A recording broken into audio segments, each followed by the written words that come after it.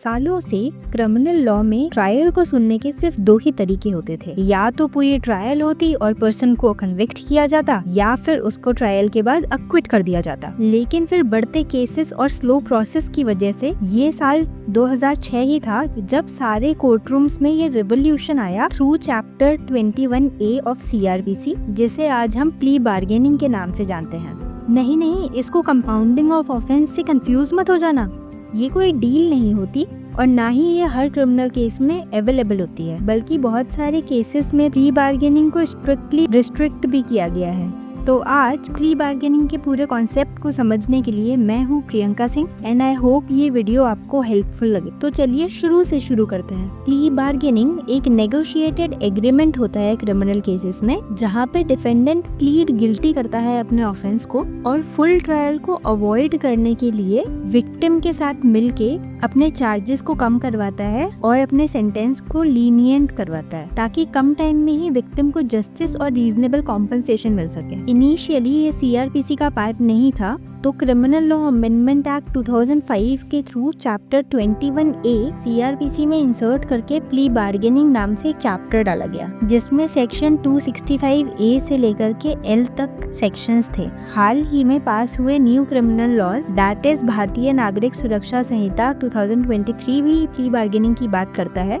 जिसमें चैप्टर 23 और सेक्शन 289 से लेकर सेक्शन 300 तक इसके बारे में दिए हुए हैं। चलिए अब प्ली बार्गेनिंग के पूरे प्रोसीजर को डिटेल में समझते हैं। तो इस चैप्टर में कुछ सेक्शंस जनरल रूल की बात करते हैं और कुछ सेक्शंस ऐसे हैं जो प्योरली प्रोसीजर के बारे में बात कर रहे होते हैं। तो सबसे पहले हम प्ली बार्गेनिंग की एप्लीकेशन और नॉन एप्लीकेशन की बात कर लेते हैं, जिसमें सेक्शन 289 ये बताता है अगर कोई भी ऑफेंस 7 साल से कम का पनिशेबल है या फिर उसकी पनिशमेंट डेथ पेनल्टी या लाइफ इम्प्रिजनमेंट नहीं है, तो चाहे वो केस पुलिस रिपोर्ट पे आया हो या फिर वो केस कंप्लेनेंट केस हो और मजिस्ट्रेट ने उसके ऊपर कॉग्निजेंस लिया हो आफ्टर एग्जामिनिंग कंप्लेनेंट और विटनेसेस, तो ऐसी सिचुएशन में ये चैप्टर एप्लीकेबल होगा। और सेक्शन 298 ये बताता है कि इस चैप्टर के प्रोविजन प्रिवेल करेंगे over other sections of this act.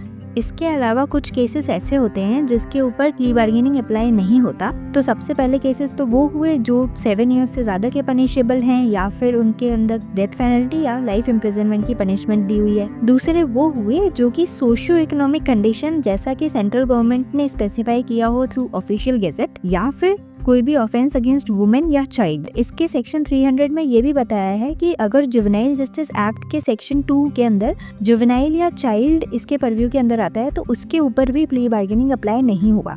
अब थोड़ा प्ली बार्गेनिंग के प्रोसीजर की बात कर लेते हैं। सेक्शन 290 से लेकर 293 तक के सेक्शंस प्योरली प्रोसीजर के बारे में बताते हैं। तो सबसे पहले जो अक्यूज्ड पर्सन होता है वो कोर्ट में एप्लीकेशन फाइल करेगा कि उसको प्ली बार्गेनिंग करनी है, और ये एप्लीकेशन वो कोर्ट के चार्जेस फ्रेम करने के विद इन 30 डेज कर सकता है।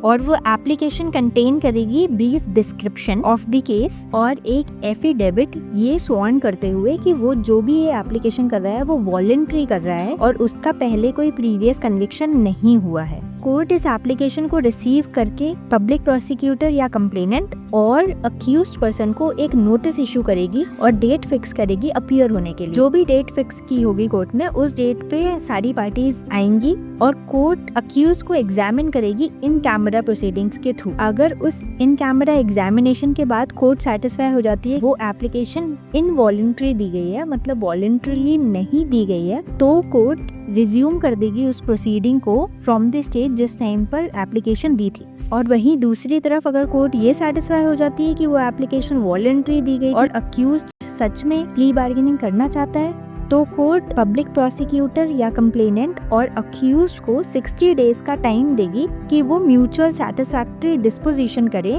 जो इंक्लूड करता है विक्टिम के लिए कॉम्पनसेशन एक्सपेंसेस जो भी उस पार्टी में बेयर किए हों उस केस के ड्यूरेशन में। अब सेक्शन 291 म्यूचुअल सैटिस्फैक्टरी डिस्पोजिशन का प्रोसीजर बताता है कि अगर कोई भी पार्टीज म्यूचुअल सैटिस्फैक्टरी डिस्पोजिशन के लिए जाना चाहती हैं और वो case instituted on police report है, तो कोर्ट नोटिस इशू करेगी public public prosecutor, police officer, accused और विक्टिम को। वहीं अगर case otherwise then on police report है तो कोर्ट इशू करेगी नोटिस अक्यूज्ड को और विक्टिम को। और कोर्ट की ये ड्यूटी होती है कि वो इंश्योर करे कि mutual satisfactory disposition voluntarily work करे। फिर अगर म्यूचुअल सैटिस्फैक्टरी डिस्पोजिशन वर्कआउट नहीं करता है तो कोर्ट रिकॉर्ड करेगा अपनी ऑब्जर्वेशन और फिर से प्रोसीडिंग्स को रिज्यूम कर देगा जिस स्टेज पे एप्लीकेशन दी थी वहीं से। और अगर ये डिस्पोजिशन वर्कआउट करती है तो कोर्ट प्रिपेयर करेगा एक रिपोर्ट जिसको खुद प्रिसाइडिंग ऑफिसर साइन करेगा और बाकी के सारे मेंबर्स भी साइन करेंगे। और कोर्ट कॉम्पनसेशन अवार्ड करेगा विक्टिम को और पार्टीज को क्वांटम ऑफ पनिशमेंट पर सुनेगा। उसके बाद अगर कोर्ट को लगता है कि अक्यूज्ड को प्रोबेशन या एडमोनेशन पर छोड़ देना चाहिए तो वो उस अक्यूज्ड को एडमोनेशन या प्रोबेशन पर भी छोड़ सकता है। और अगर पार्टीज को सुनने के बाद कोर्ट को ये पता चलता है कि अक्यूज्ड को पनिशमेंट देनी चाहिए तो अगर उस ऑफेंस की मिनिमम पनिशमेंट गिवन है तो कोर्ट सेंटेंस करेगा half of the minimum punishment. लेकिन अगर वो ऑफेंडर फर्स्ट टाइम ऑफेंडर है तो उसको 1/4 ऑफ मिनिमम पनिशमेंट दी जाएगी। वहीं अगर कोई मिनिमम पनिशमेंट प्रोवाइडेड नहीं है और फिर भी कोर्ट उसको सेंटेंस करना चाहता है तो जो भी पनिशमेंट प्रोवाइडेड है उसका 1/4 सेंटेंस पास करेगी कोर्ट। और अगर वो ऑफेंडर फर्स्ट टाइम ऑफेंडर है तो उसको 1/6 ऑफ पनिशमेंट दी जाएगी।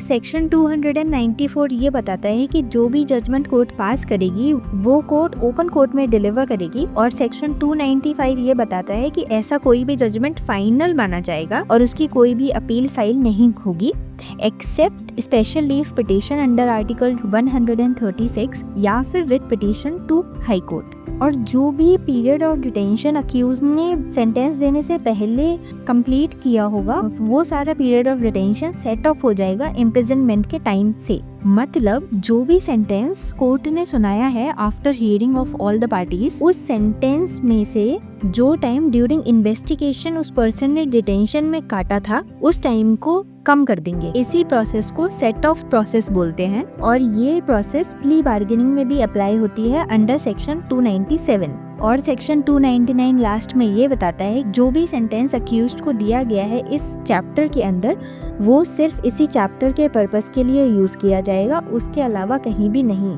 तो ये था प्ली बार्गेनिंग का पूरा कॉन्सेप्ट। अगर आपको इस पूरे सेशन में से कोई भी वर्ड समझ में नहीं आता है या फिर अगर उस लीगल टर्म को समझने में आपको डिफिकल्टी लगती है तो आप मुझे कमेंट करके बताइए और मैं उसको ईजी लैंग्वेज में समझाने का ट्राई करूंगी। And for more such informative educational videos, like and subscribe our channel.